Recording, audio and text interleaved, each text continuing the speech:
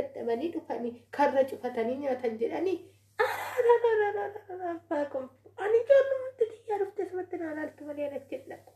Mee waan hundaafuu abbaa bariisuutirra ciciisaniin qabanii maaf fidina abbaa gonfoo silaa hin dubbisna. Maal godhate? Mee abbaa gonfoo. Abbaan bariisoo kinoo waxaatitti deebi'ee muuxate. Ati immoo ayyaadha gonfoo. Muuxate kunoo abba. Waxaatitti deebi'ee maal faayidaa qabas waxaatitti deebi'uun isaa. Haadha manaasaa ganamaatiin gargar ba'ee kunoo amma jaartii addisii fuudhee kabiraa fuudhee wajjin jiraata. Haadha ijoollee isaa gargar facaasee maali maal godhanii miti garuu odoo inni achi dhabame salaa binna keessaa fudhattee na oolchite. Birrii ijoollee xiyyaa fuudhee deeme sana innuu bagaachi jiraate jedhemoo maal godhanii miti. Magaalatti galaa jedha kunoo lakki anillee eekaa jecha isaa kanan nageenye maaloo qe'uma keenya kana bal'aa kana keessatti duunuu awwaalamuu nuuf wayya. Maal kana Finfinneetti katamaatti qe'ee kiyya dhiisee chitti galee gana.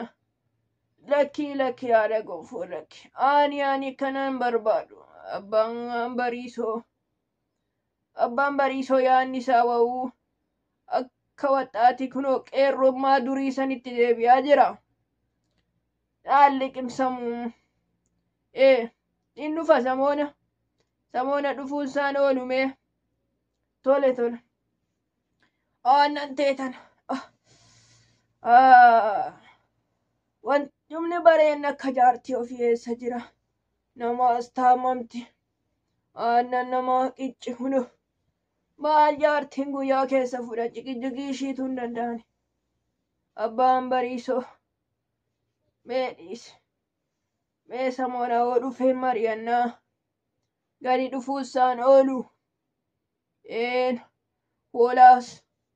Hoolaa kunoo ja'iisan hoolaa daalacha ja'iisan isa qallaa fi farsoollee naqii daadhiillee naqiyaa. Nan dhufa jedhee ayyaana barii dhufuusaan oolu nan dhufa jedhee.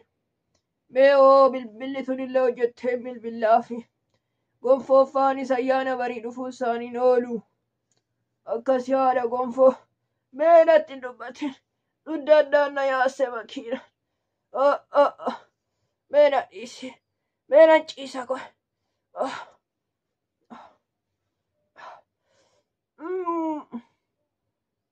Dudda.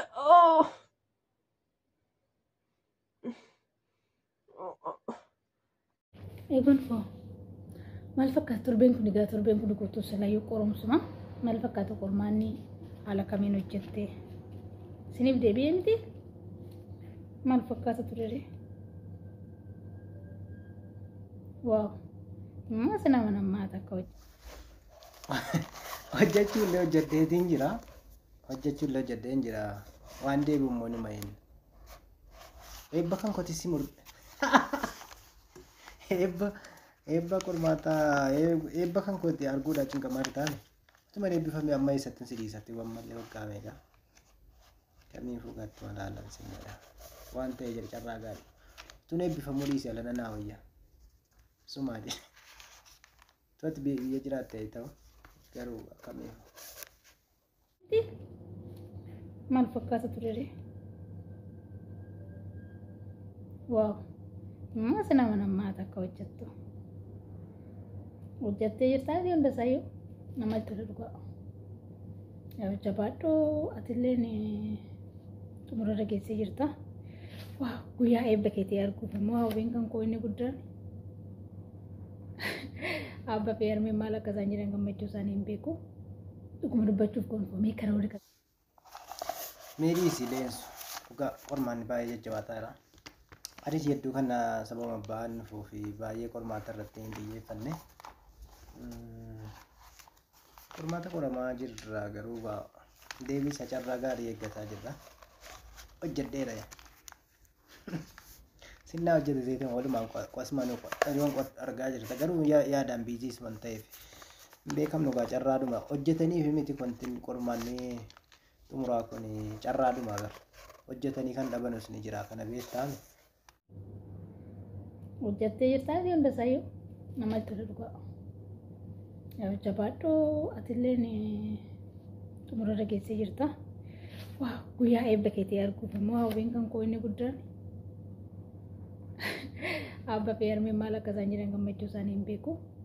Dhuguma dubbachuuf gonfamee kana wali kan kee kana fuulduraa maalidha? Fakkeenyaaf baadiyyaa keessatti dhalattee jitti guddatte sadarkaa lammaffaatti as galte malee jechuudha. Gaafa kana ijoolleen namoonni baay'een gaafa qacaraman hojjechuudhaa fi baadiyyaa waan qottee hin deddeebi'uu qabaniif aarsaa waan nama gaafatuuf magaalaa filatu. Ati mee kana wali kan kee gara fuulduraa eessa hojjechuu barbaadda? Hawaasa kan kee kanaafuu maal dabarsuu barbaadda? Maal hojjettee amma ogummaa baratte kanaan jechuudha. Eessatti tajaajiluu barbaadda? Eessatti hojjechuu barbaadda? Rakkoo irra caalaa kan jiru baadiyyaa keessaa.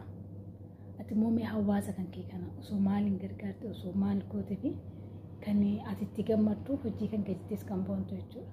karoorri kan kee ni dhaabbataan ati karoorfattee itti adeemaa jirtu mee maalidha? Anaafis barumsa naa ta'a waan ta'eef sirraa waan hundaa barachaa deemas waan ta'eef mee yaadni kan kee asirratti maalidha? Gara fuulduraa maal taata jette karoora kuna gaafatte galatoome obboleettii akka keetii kana qabaachuun baay'ee na boonsa. Gara fuulduraatti maal ni beekta? An doktora ta'uu barbaada. Doktora ta'ee lammii kan koo kana tajaajilu uummattoota keenya kan sababoota garaagaraatiin biyyoota garaagaraa keessatti sababa garaagaraatiin beekumsa dhabuudhaan biyyoota garaagaraatti dhaqanii miidhamaa jiran utuu biyya kanatti hojjetanii jiraachuu hin danda'amu dhaqanii biyya ormaatti akkasitti keessattuu biyyoota Suudi Arabiyaa kan argaa jirtan lammiin keenya akka bakka tokkotti walitti qabamee yeroon akka itti argaman baay'ee qaraan na gubata. Dargaggoo keenyaaf fakkeenya ta'uudhaaf hojii uumuu akka waan xiqqoorraa kaanii waan guddaa bira ga'an karoora akkasiin qaba. Erga ijoollee kan keenya biyya Suudii keessatti akka itti dararamaa jiran argee jedhee dhugaa hirriban dhabee jira. Rabbiin furmaata nuuf fidu karoorri kan koo gara fuulduraatti ijoollee utuu wajjin jiru akka waan hojiin hin jirreetti kanaaf fakkeenya ta'ee kaampaanii wayii banee uummata hunda achitti argamsiisuun barbaada.